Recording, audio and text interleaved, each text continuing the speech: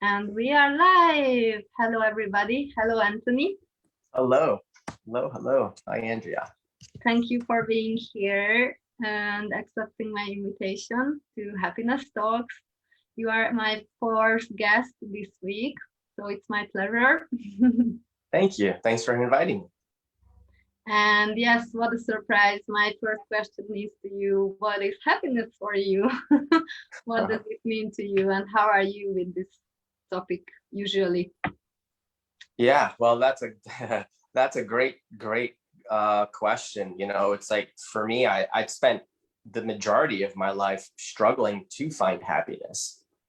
And just always seemed like every time I would get my life moving, something like catastrophic would happen, or it seemed like ever since I was a little child that there was so much drama and trauma that surrounded my life, my family's life. And then when I started going to school, I didn't really quite fit in academically, so there was always a struggle there. And so I felt like my whole life I was actually fighting to be normal, which is interesting, right? Yes, I And know that. so I was fighting really hard to be normal, average, and real. And so, the only things that I remember that I actually had going for me when I was younger was I was a good athlete. I played sports. I was kind of, relatively successful in that area. And, and I had some friends. And so, but it was like I felt very insecure. I felt like I wasn't good enough. I had a lot of judgment about my body and how I looked, so on and so forth. So it really wasn't until Access Consciousness where I actually started to find happiness. And it was after the children's mother died from suicide. And, to think that that is something that we have gone through as a family and to see where we are today, it's a miracle. You wouldn't even know that that type of tragedy happened to my family. My kids are now 20. My oldest is 20. My second is 18, and my youngest is 12. And you wouldn't, if you were to meet us, you would be like, did that really happen to your family? You would never know. And that's just because of the tools of Access Consciousness. And I'm happier now than I've ever been in my life. Can I ask when happened this? Was it before Access or after Access? No, it was before Access. She had when I met the children's mother, within the first hour of meeting her, she told me she had, bipolar disorder, also known as manic depression. And at that time, I was, a holistic chiropractor, and I was very much into metaphysical work and all that. And I really believed that if she started to incorporate, like a holistic lifestyle and studied, you know, things that are beyond what this reality teaches you, that it would keep her stable. And it actually did for a short while, and without medicine too. But then and then she had the episodes, and then we decided to get into church, and we had a guru from India for about 2 years, and that was a really wonderful experience for me. But then she had her second bipolar episode, which was interesting. And then I remember going to the guru and I said, why is she going crazy? We're practicing all your techniques that are supposed to balance the energies. And his comment to me was that he was surprised that she was living a normal life to begin with. And I'm like, that's not what a guru is supposed to say. A guru is supposed to say, oh, maybe she has dark energies, and if she does these techniques, maybe they'll balance her energies and she'll go back to normal. And so I lost hope. And then I decided, which is interesting, it's sort of like the opposite of what people choose. Then I decided to go to church. Wow. And so I went to a non-denominational Christian church that was a little bit different than like Catholicism or Methodist or, Presbyterian. It was sort of a like evangelical church where people prayed in tongues. They believed in the gifts of prophecy. So it was a little more exciting than your typical church. So I was interested, and believe it or not, it actually reunited our family for 5.5 years. And she was sane, stable, sober. and with no meds. And we thought she was healed. I mean, we were like, yay, Jesus healed her. And then what was interesting was that out of nowhere, well, knowing what I know now I know it wasn't out of nowhere. But at the time, it felt like it was out of nowhere. She started to show the symptoms again. Mm-hmm. And she was sort of in denial of it, but I knew right away because I remember what it was like the other time. And then everybody in church was against me. They're like, she's not sick again. You have Jesus now. And I'm like, she is. I know she is. This is my wife. I live with her every day. I know what the signs are. I'm like, we're praying every day and nothing's changing, And, it was really rough. And then I'll tell you, it was like right before she decided to take her life, I'm like, why are you trying to kill yourself? Like this, like you're opposed to this sort of thing. Like, we have 3 little children. It's like, and she's like, well, I saw a demon. And I'm like, you did? Where? Like running around the house? And she's like, no, it's inside of me. And I'm like, that's not possible. That's not possible. As a Christian, you're supposed to be protected. That's what the Bible promises you. And we weren't just Christians like one time per week. We were like hardcore every day. And so I'm like, that's not possible. And so knowing what I know now because of access consciousness, it's very possible. And I said to her, I said, if you kill the demon, then you go too, just so you know. So you need to be aware of what you're choosing here. And then about a week later is when she decided to make that choice. And I remember getting on my knees and I looked up and I was like, how did this happen? Now, I know in the medical world, they're like, well, that's just the nature of the illness. It goes into remission and then it comes back. And the doctors couldn't believe why, like that it came back for no reason. We had no stress this time. Our marriage was better than it ever was. We had no more debt, financial debt. And we had a baby girl that was like 2.5 years old. Like we were actually happy. And the symptoms actually started coming literally. There was no trigger. Mm-hmm. And the doctors were like, that's not possible. And I'm like, I'm telling you, our life is good. And it was crazy because they're telling her like she needs to make goals for herself and all that. I'm like, this is what we do for a living. We're like life coaches and stuff like that. You're telling her she's got to make goals. Her brain's going crazy right now. And so it was nuts. And then the church at the time was accusing me for studying energy work and my chiropractic practice. And that's why she got sick again, because I opened up the door to the devil. So try to be happy under those circumstances. Very difficult. Yeah. So I remember I got on my knees and I was like, I said, God, for someone who's been studying and trying to get to know you from many different angles, from many different points of view, I have nothing to show for it. I'm a struggling healer. Okay. I'm a single father. And, I don't know anybody that's tried as hard as I have to have consciousness in my life, to have communion and ease. And yet all I have is unease and struggle. And I remember saying, I said, you know what?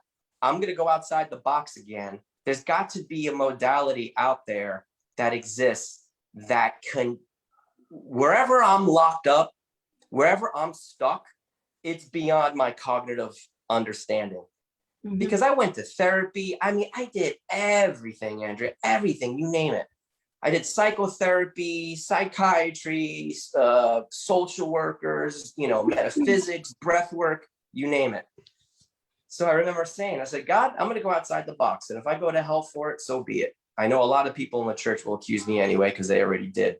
And I said, because there's got to be a technique out there. There's got to be a modality that can unlock where I'm stuck, that's beyond the conscious and unconscious mind. Mm-hmm. And then I remember about 3-4 months later, I get this email, because I get a lot of emails about different healing techniques. And I learned about the bars. This was back in January of 2012, and it was a free telecall about the bars, access consciousness, the bars. And, they talk about how it deals with these 32 points on your head. And Dr. Dane here, the co-creator of Access Consciousness, talked about how he was suicidal. And after one bars treatment, the thought of him taking his own life, he said it didn't even cross his mind. He actually started to become happy. And I said, okay. And because he was a chiropractor like I was, and he was suicidal like my wife was, I was like, I need to explore this. And I did. And I put the children in the car. We went to the first bars class, and In the very beginning, I resisted it a lot, to be honest with you, but the children had so much joy. They laughed and they giggled and they fell asleep, and the ease and the joy. And I was like, you know what? Maybe I'm a lost cause. Maybe I'm too screwed up, but I'm going to keep coming back for them. And then it was my very third bars class where I thought I was going to get sick. Like, okay. And I remember I'm like, how am I going to drive home? And I was driving home with my older son. And I woke up the next day and I felt like someone had opened up my brain or my skull, took out my old brain, threw it away, and put a brand new brain in my head. And I woke up and I was like, I am happy. Wow. And it was only 11 months after their mom died. I was like, oh my God, like, I'm like really happy right now. Like, what happened? And the night before, I was going to throw up all over the place because something was going on, like in my brain, because of the bars, because it deals with these bars of energy that run from one side of the brain to the next, and it starts to dissolve all your points of view and considerations and beliefs around money, sadness, joy, your body, sexuality, creativity, healing. I mean, you name it. And I remember saying, okay, no modality has ever rocked my world like this one. And for me to feel this joy in my body only 11 months after their mom died, I need to keep going to the next level. And so I did. I made a commitment to start doing bars classes in my chiropractic clinic. And I just watched people's lives change. I watched people laugh and I watched people, cry, but the crying wasn't because of sadness. The crying was because they were releasing sadness from their body. They were releasing sadness from their universe. And then they had the space of joy. They had the space of happiness. They had the space of choice and possibilities. And I'm like, man, this is awesome. I'm like, this is totally awesome. But it was interesting because like the first year and a half, I was fighting with all the church's points of view. Am I dishonoring God? I'm like, oh my God. But I'm like, you know what? I did it the way that they say you're supposed to do it.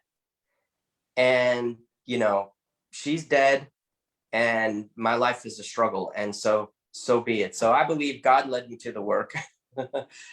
And that's my point of view. And well, that's my knowing. It's not my point of view. It's my knowing. And I would have to say, I have had miracle after miracle after miracle. And not only that, I have had such a magnitude of awareness around what happened when my late wife had her last bipolar episode. Mm-hmm. And this is information that you cannot get in a textbook. This is information that you will not learn in your church, any church in the world.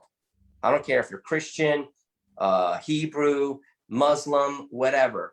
You don't get this information that we learn in Access Consciousness. And so it gave me so much awareness around what she was going through that was making her synapses in her brain fire out of control.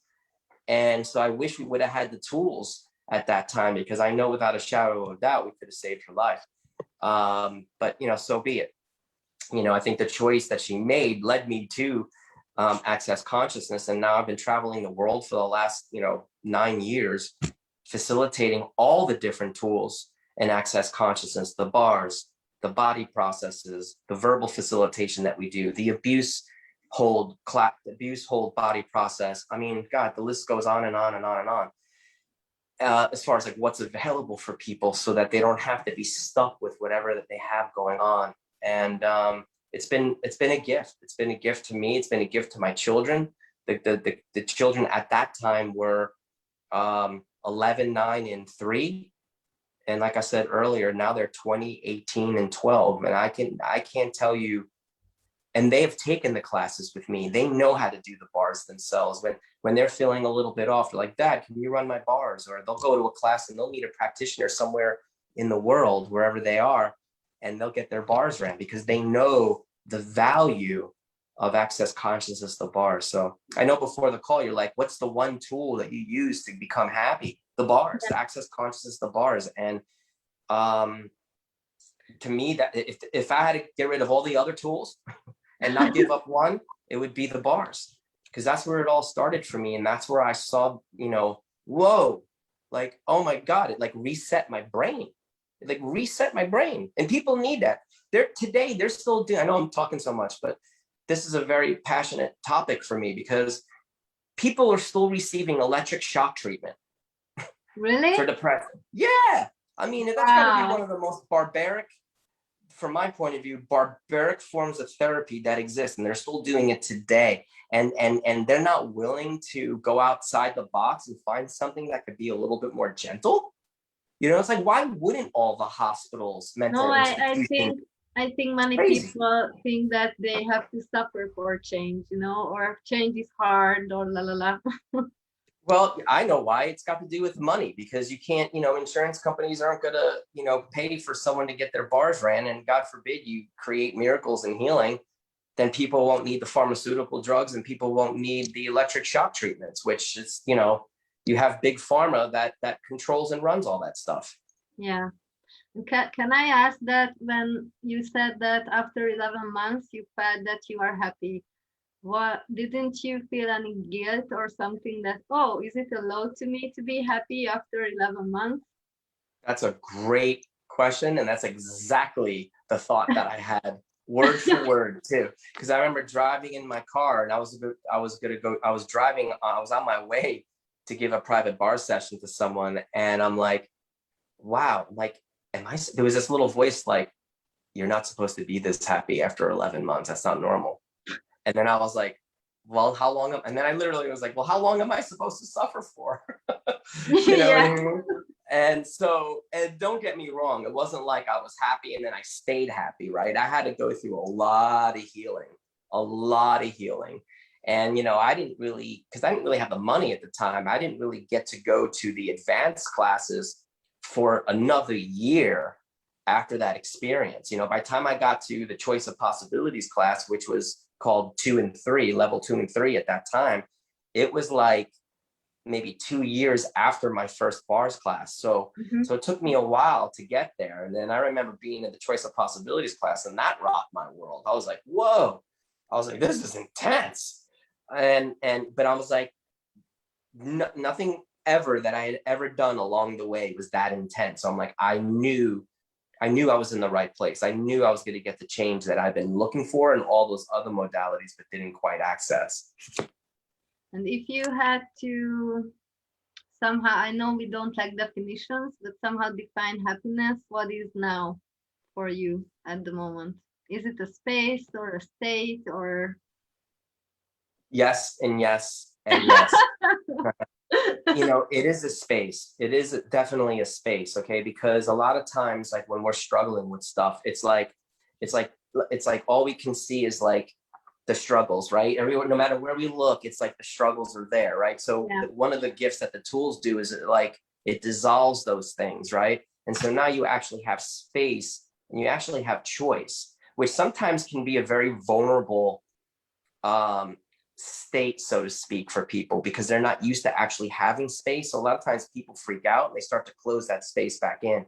So one of the things we learn in Access is to learn how to live in the question. So it's like when that space is created, that's when you want to ask, okay, what's available to me now that I've not yet chosen, right? It's like, what do I get to choose now? Because when you have this, you feel like you can't choose anything. Like that's your reason and justification for not choosing, right? But now Access has created, the tools have created the space and people are like, no, space. You know, it's like, so they collapse it. But it's like, no, don't do that. That's where you want to ask questions and start adding things to your life that were different than before. So it's a space. It's, what were the other terms that you used? Oh, yeah, happiness. So it's definitely a space, but it's also this sense of possibilities. It's a sense of possibilities because when you know that you have possibilities, you have hope. Yeah.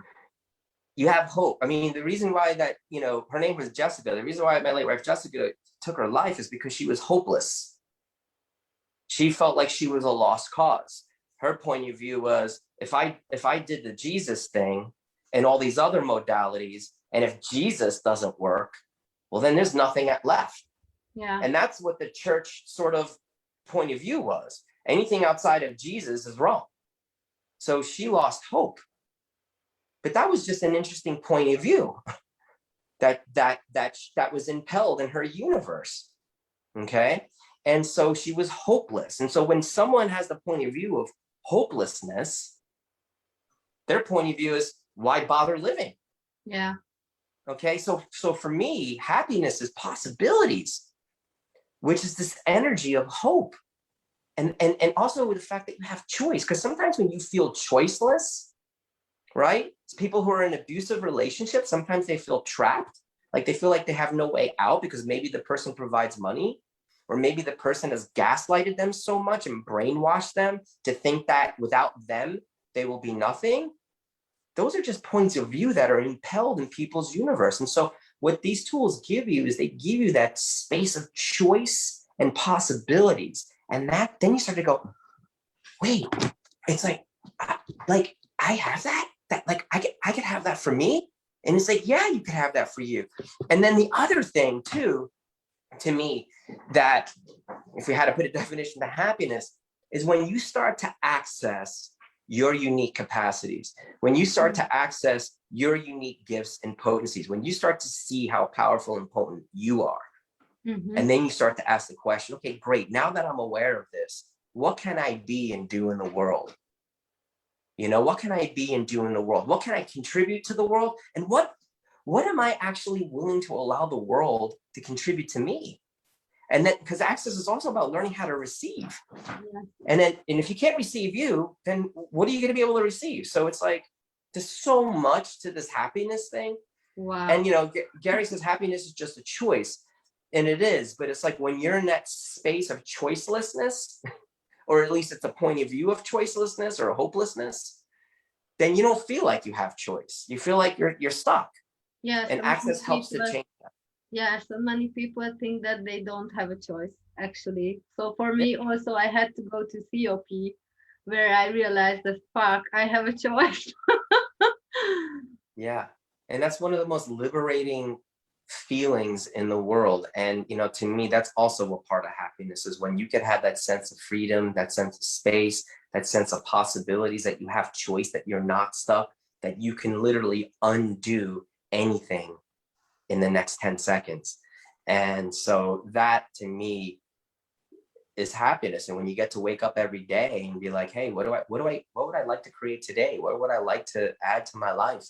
And if you're in a really crappy situation, I remember one of my favorite questions to ask is, or two, how does it get better than this? And what else is possible? So you could be having a real shitty day. Like you're still stuck in that shitty relationship. Ask, what else is possible here that I haven't considered? And keep asking it, and keep asking it, and keep asking it. And the universe is going to go, here you go. This is what else is possible. Here you go. This is what else is possible. Right? And then we have to choose, like, really? That's possible for me? Yes, it is. Yeah. I like the power of the questions, actually. Yeah, because what you start to learn, or what you start to observe, is the universe in its own time will start to rearrange itself and bring you the things that you're actually asking for. Yeah. Sometimes quick, sometimes it takes a little while, but it comes eventually. Can I ask, how about your children? So how are they with this whole thing at the moment? Because one of them is really small, as you have mentioned, just 3. So they're great. Okay. No, I mean, they're great. I mean, my older son's in the United States Marine Corps. My second son, he graduated high school a year early, so he skipped a grade, and he's actually an actor. He's been in 2 major motion pictures, and he's been in a TV pilot. He was in a short film, and he's auditioning for lead and supporting roles in movies. So he's trying to make it in the the acting business. And so, I mean, we're a happy family. You wouldn't like I said, if you were to just come to our house, you would be like, that happened to you guys? And now keep in mind, when my oldest went through, his changes, puberty, and became a teenager, he went through his struggles a little bit, because my oldest, he was 8 months old when I met his mother.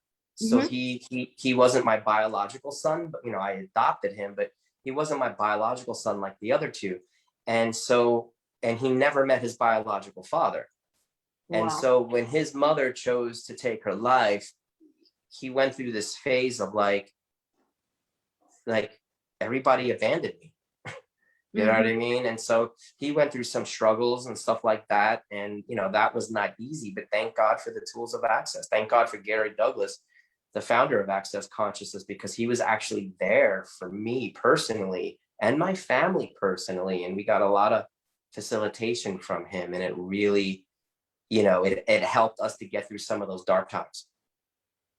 You know, but as you know, we all have to kind of go through, especially as teenagers, we have to find our own way, you know? And so, you know, as a parent, you know, you try to protect your children, right? You try to prevent harm from happening to them, or you try to prevent them from making bad choices. But as you know, choice creates awareness. So it's like you have to give them the space to choose. As hard as it is, you have to give them that space to choose to fall on their faces, which not easy if you're a very controlling person like I am. So, As usually people in Access, yes, are control freaks. Totally. Yeah. So if you should offer something for those who are in this, especially in these times with Corona shit and what would you offer them? Just bars or? Well, you know, it's like, how does it get better than this? You know, like really ask it, universe, how does it get better than this? Show me. What else is possible here? You know, I mean, ask it like 12 times a day. When you start to feel negative about what's going on with all these restrictions and the whole pandemic and everything, what else is possible, universe, here? What, you know, how does it get better than this? Show me something beautiful today. There are bars practitioners literally in over 170 something different countries. Just click on your city, click on your country, and find your bars practitioner, have them come to your house and run your bars. Start receiving that way, or the body processes too. So that's what I would say is the first step. And then you could also take a whole lot of classes online. You could actually learn the bars online right now, yeah, which I think being in person is way better. But you know, there's nothing to really be afraid of with this whole COVID thing. I mean, like, you know, only 0.01% of the people actually die from it. So it's like, you know, look at the facts. You know, so go and get your bars ran. I would have to say that, but there's classes you can take online and, you know, get to a foundation class as soon as you possibly can. It'll change your life forever. Yeah, it's one of my favorite classes. Yeah. It's amazing. Thank you, Anthony. I like the way you have explained this, and it's really interesting that everybody can give different points of views and aspects. So thank you for being here, and my pleasure. have an awesome day. And thank you for everybody watching us. Okay. Bye-bye. Bye.